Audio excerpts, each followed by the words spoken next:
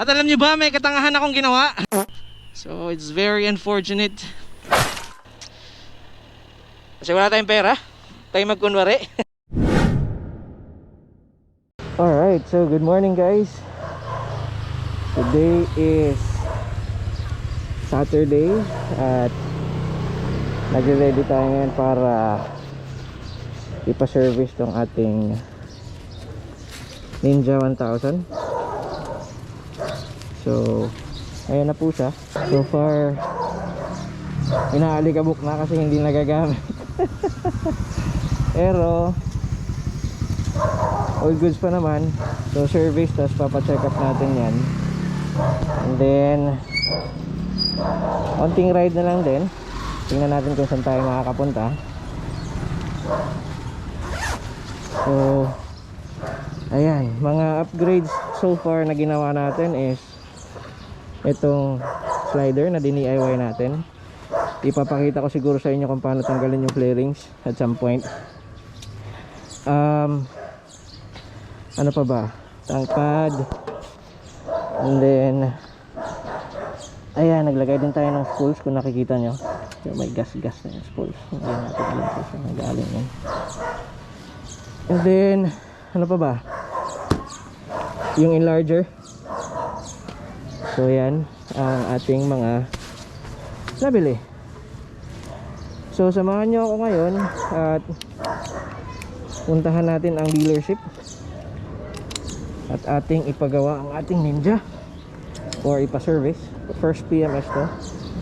So on this ride, sasabihin ko sa inyo kung magkano ang pa-service ng ganitong litrong motor. Okay. So once again, sit back and relax kayo while we ride going to Las Piñas.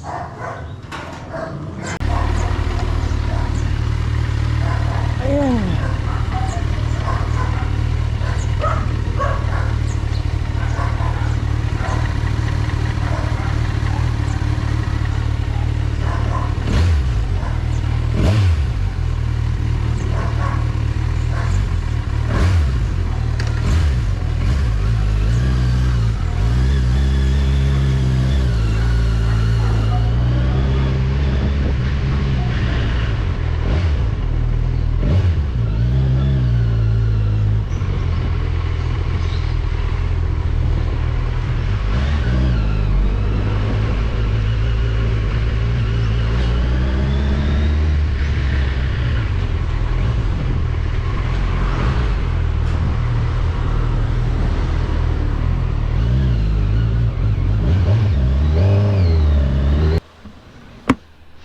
Okay, so what's up mga katodo? Eto, pauwi na po tayo.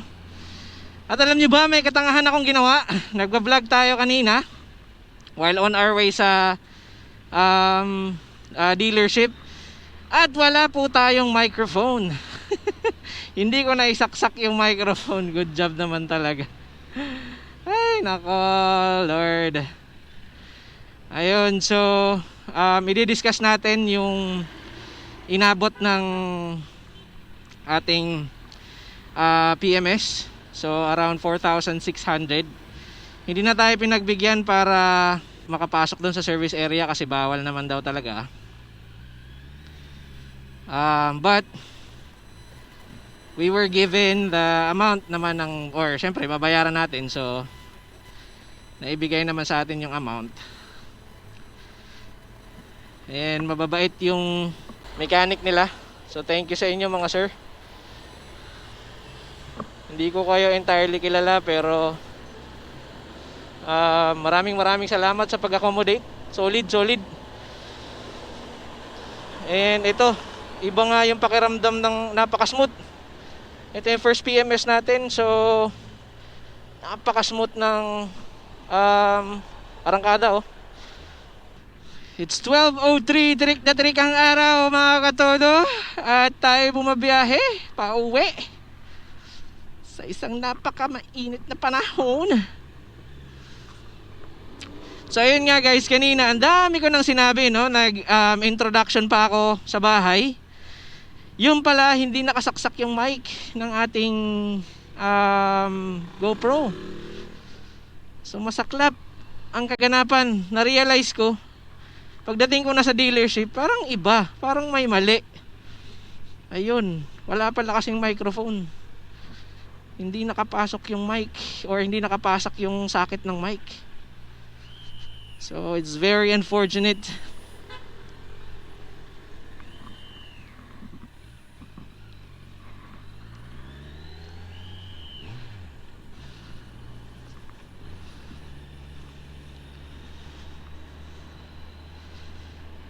Dito tayo dumaan sa may MCX ulit para long stretch, para iwas tayo sa traffic. So dito kasi sobrang dami ng stoplight dyan. At the same time, syempre ikot na rin natin kasi bihira lang tayo makaikot eh.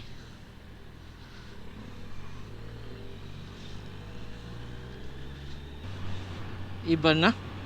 Ang galing. Iba yung arangkada niya ngayon na para rin talagang kotse, parang kotse yung, or di kaya underbone. Iba yung arangkada niya na bagong change oil at bagong PMS siya.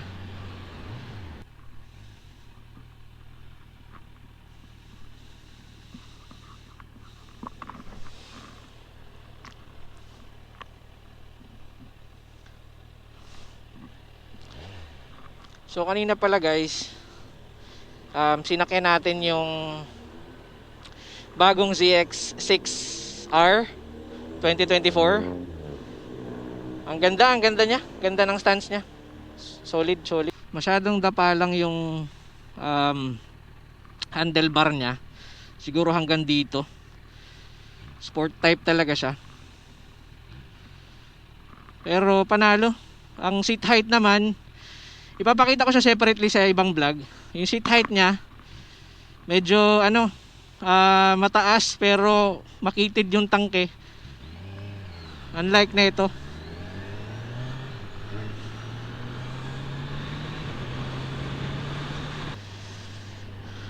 I-feature natin mga katodo yung quick na parang review natin. Hindi nga siya actually review, parang imo-montage natin, i-explain natin somehow kung ano yung alam natin na mga nagbago sa bagong ZX6R 2024. Pakiabangan nyo yan para sa mga nag-iisip na bumili. So nakakuha rin tayo ng price range, or nakakuha tayo ng SRP. Nakakuha rin tayo kung magkano ang monthly niya kapag financing. So far wala siyang discount obviously kasi siya bago. So ang mga naka-discount ngayon, obviously yung mga ide-dispose na yung 2023, kagaya nitong ating ZX or ang ating Ninja 1000 SX. So naka-discount siya kasi 2023. So kailangan na nilang ilabas or ipaubos as much as possible.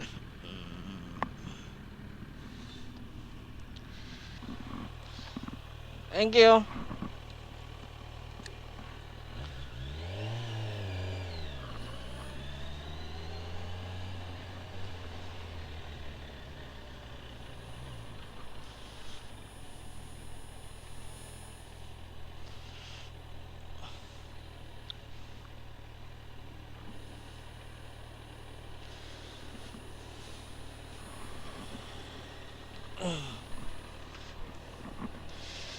So quick lang tayo, appreciation look for our bike.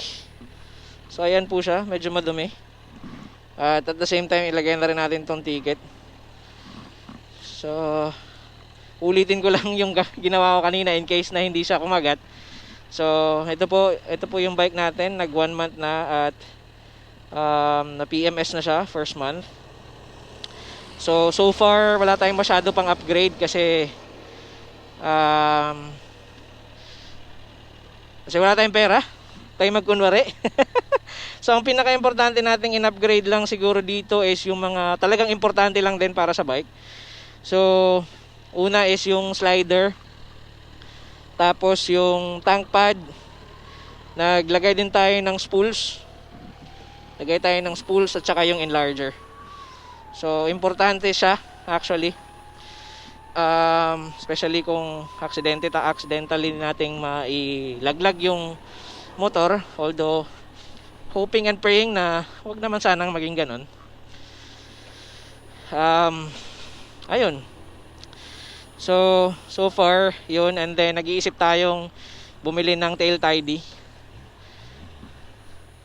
Ipapakabit na lang din natin sa dealership.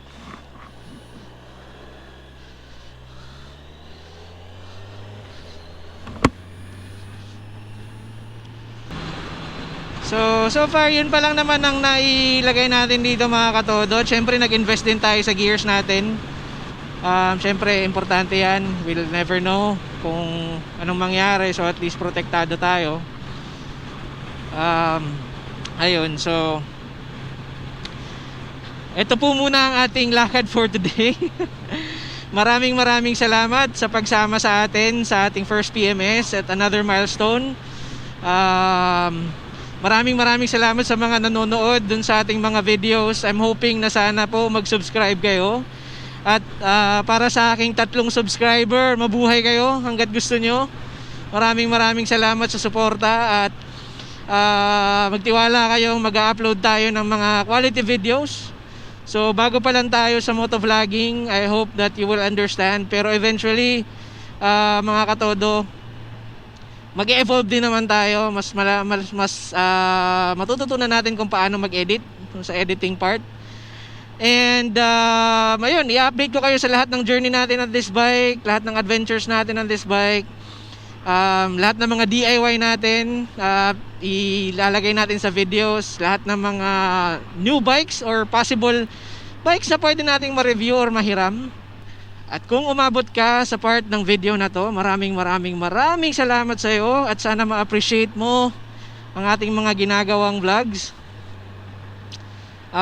Also please guys, don't forget to like, share and subscribe our videos. And don't forget to also follow us in Facebook. As of the moment guys, wala pa po tayong followers sa Facebook, but it's fine. Nag-upload din naman tayo doon. So makikita niyo pa rin kung hindi kayo masyadong nag-YouTube, meron din tayo sa Facebook. Alright? Again, maraming salamat sa panonood. And tandaan nyo lagi na kapag nangangarap kayo, kahit na anong pangarap pa yan, itodo nyo, sipagan nyo at kilusin nyo, maaabot nyo yan. Kaya yan, todo mo. See ya.